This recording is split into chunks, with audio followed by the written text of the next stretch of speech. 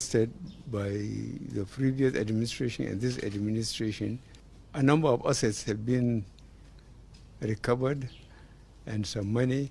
And I said assets should be sold and the money be put in Treasury single account. And in the spirit of the season, the First Lady, Aisha Muhammadu Buhari, sends warm felicitations to Nigerians as they mark Eid al-Kabir amidst the coronavirus pandemic.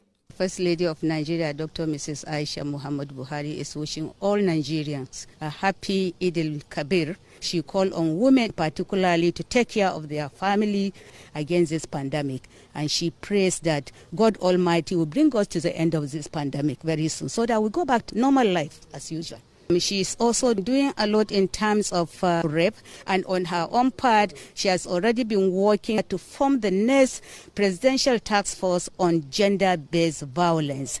President Muhammadu Buhari will not be receiving Salah homages and urge all citizens to observe the occasion as advised by constituted authorities. From the State House, Adamu Sambu, NTA News.